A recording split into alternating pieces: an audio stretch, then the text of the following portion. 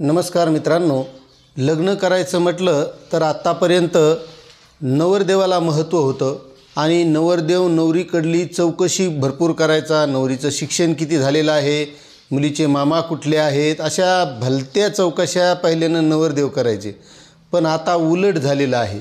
आता एकतर नवरदेवाला नवरीच लवकर मिळत नाही आणि त्यामध्ये जर एखादा नवरदेव असला तर त्या नवरदेवाची इतकी चौकशी केल्या जात आहे आणि त्यामध्ये आता नवीन एक स्पीड ब्रेकर आलेला आहे.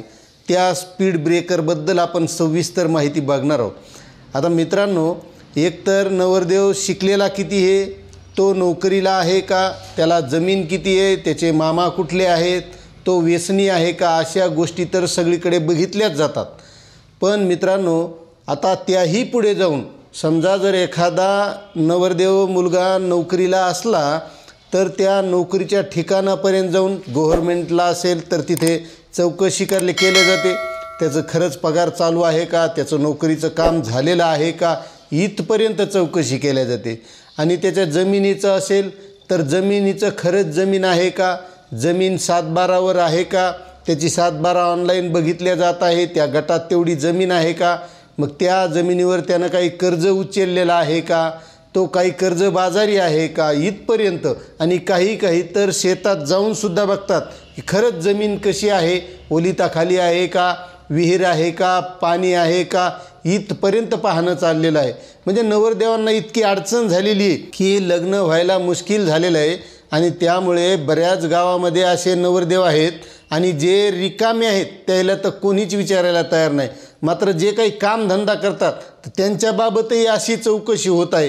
म्हणजे एवढी परिस्थिती बेकार आली आहे. आता त्याचं कारणही तसंच आहे की आजकाल कोणालाही कामधंदा नकोसा वाटायला आहे.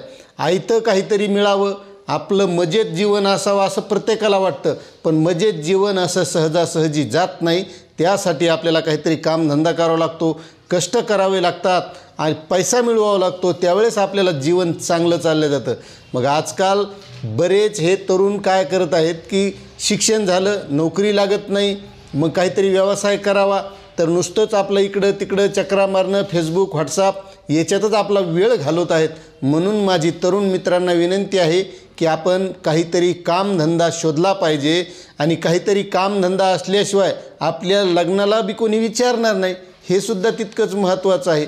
आणि त्याचबद्दलची आपण या चॅनलच्या माध्यमातून काही रोजगारक्षम माहिती, नोकरीच्या जाहिराती, शैक्षणिक माहिती, अशी माहिती आपण या चॅनलच्या माध्यमातून देत असतो. त्यामुळे तुम्ही जर आपल्या चॅनलवर नवीन असाल तर चॅनललासुद्धा सबस्क्राईब करा आणि व्हिडिओ आवडला असेल तर लाईक करायला विसरू नका. आता मित्रांनो, नवरदेवाच्या एवढ्या गोष्टी तर बघितल्याच जातात की एकतर तो व्यसनी आहे का, जमीन कशी आहे, नोकरीला आहे का, किंवा काय कामधंदा करतो, व्यवसाय असेल तर त्याची दुकानदारी कशी आहे. आणि आता त्याही पुढे जाऊन त्या नवरदेव मुलाचा सिबिल स्कोअरसुद्धा बघितल्या चाललेला आहे. म्हणजे बघा की तो किती कर्जबाजारी आहे का, त्याचा व्यवहार कसा आहे, त्यानं कुठून कर्ज घेतलेले आहेत, हे सर्व सिबिल स्कोअरच्या माध्यमातून समजतं. म्हणून आजकाल वधू पक्षाकडले माणसं त्या नवरदेव मुलाचा सिबिल स्कोअरसुद्धा बघत आहेत. यावरून एकच आजच्या तरुणांनी बोध घ्यायचा आहे की आपल्याला काहीतरी कामधंदा असल्याशिवाय आपलं लग्न होणार नाही. नाही तर तुम्ही बघत असाल प्रत्येक खेड्यामध्ये 50-100 असे तरुण आहेत जे लग्नाची वाट पाहत आहेत. त्यांचे वडील ह्या त्या पाहुण्याकडं चौकशा करत आहेत, पण मुलीचे वडील फक्त म्हणतात आपल्याला चांगला नवरदेव बघायचा आहे. गरीब जरी मुलीचा बाप असला तरी तो चांगला नवरदेव पाहायचं करत आहे. त्याचं कारणही तसं आहे, कारण जर रिकामटेकडा मुलगा असेल तर त्याच्या मुलीचं तेव तरी कशाला वाटोळं करीन म्हणून. आणि त्यातली त्यात शेती करणाऱ्याला एक टाळत आहेत. आता मुलीचा वडील जर शेतकरी असतील तर त्यांनाही वाटतं बाबा आपल्या शेतीचं काही खरं नाही, मग शेतकऱ्याला देऊन आपल्या कुठं पोरीचं वाटोळं करून घ्यायचं. म्हणून अशीसुद्धा मागणी होत आहे समाजामध्ये की चांगला नोकरदार असावा, चांगला व्यावसायिक असावा आणि होईल तोवर तो शहरात असावा.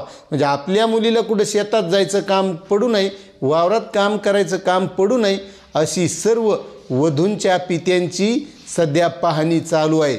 त्यामुळे एक लक्षात घ्या मित्रांनो, जर आपल्याला काही कामधंदा असेल तरच आपलं लग्न होईल. नाही तर ही असं परिस्थिती झालेली आहे. सिबिल स्कोअरपर्यंत आता लोक पोहोचलेले आहेत. त्या जागी तुम्ही असले, तुमच्या बहिणीचं मुलीचं लग्न असलं तर तुम्ही याच गोष्टी बघत असताल, हे सुद्धा लक्षात घ्या. तुम्हाला ही माहिती कशी वाटली नक्कीच कमेंट करा आणि चॅनलवर नवीन असाल तर सबस्क्राईब करा. धन्यवाद.